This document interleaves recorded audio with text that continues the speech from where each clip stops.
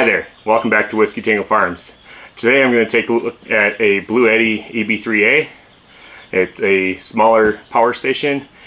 I'm going to unbox it here, show you what it comes with, and do a little testing with it with some solar panels and some stuff around the homestead. So stay tuned. Alright, we got the box here.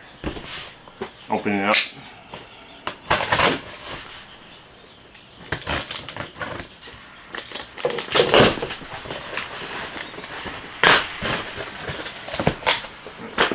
Another one. So, like I said, EB3A power station, Bluetti.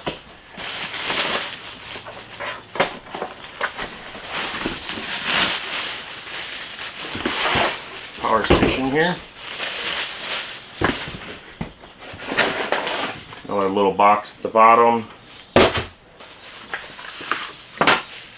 So it comes with a standard like computer cable that you plug a computer in with. And it does come in with MC4 to looks like a 8mm jack to plug in to charge your solar. That's all that comes in the box with this. It is a small little lightweight unit. This unit is a 268 watt hour unit. It's a 600 watt inverter for power. It's got 100 watt USB PD charger and then two 5 volt 3 amp, so they're not fast charged as regular standard USB A's. And then a couple DC jacks, looks like 5521 DC jacks, and then your common cigarette lighter power port.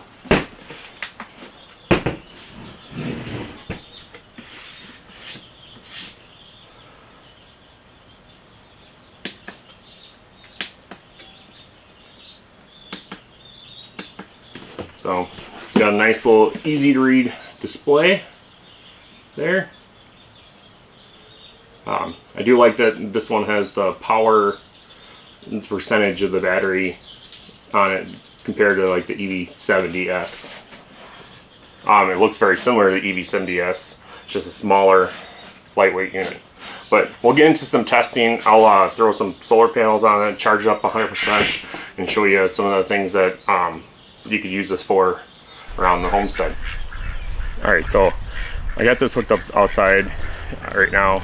You got two 100 watt panels. They're JJN panels from Amazon. They run about $140 for the pair of them, which isn't a bad deal. They're solid panels. It is a very cloudy day today. We have scattered rain showers, so we're not getting too much solar in these right now. The sun's about ready to come out, peek out of the sky. You know, right now we're getting in 60 watts. We were just getting an 80 a second ago, but this unit does have the ability to accept 200 watts of solar. So with 200 watts of solar, you're going to be able to charge this thing in just over an hour, since it has a 268 watt hour battery. You know, that does have a downfall in 268 watt hour battery, just for, you know, longevity and everything. Works great for laptops, charging up laptops and things like that, and require a lot of power.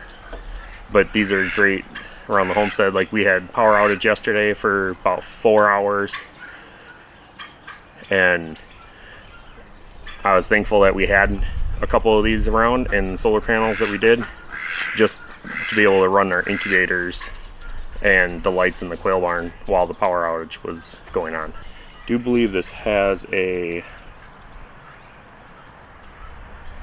app, the Bluetti app. Actually hooks up to this one. The EB3A doesn't have an app at all. So as you can see, we're getting like 60 watts of power. keeps changing, sun's moving. And here you have charging mode. In charging mode, you can do standard, silent, and turbo. Silent's not going to kick the fan on. It's going to be a slower charge. The standard mode's going to be your standard with AC charging, and then turbo is going to allow you to charge this thing up in under an hour, I believe. But we'll double check that here. We'll hook it up to a AC charger, and I'll show you the charging speeds with the AC. The eco mode allows you to shut down the outputs when it doesn't detect any more power. You can turn your LED light on from here.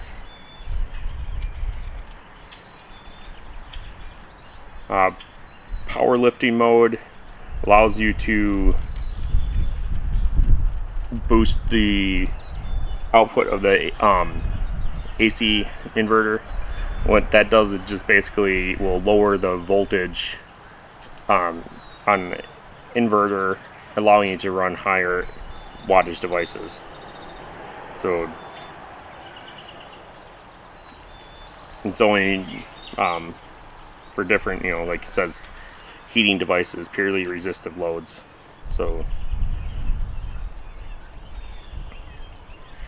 it's kind of nice that a little app like this shows you charging on and off. You can turn your DC on, AC.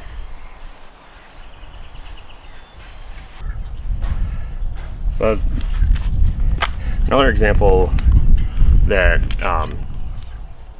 I actually used the other day was, so we were building a fence out back here, and I needed to cut some 4x4 posts, so I used a sawzall and one of these units to cut the post. So I'm gonna leave the incubator plugged in, and then plug in the sawzall and show that it runs. So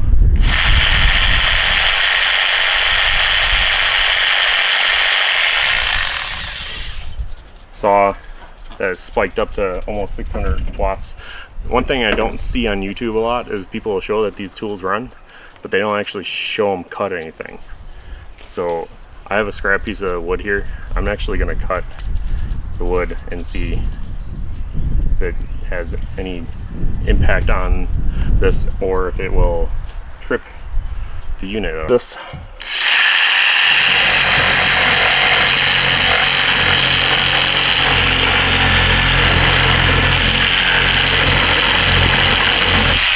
So as you can see, I did cut it.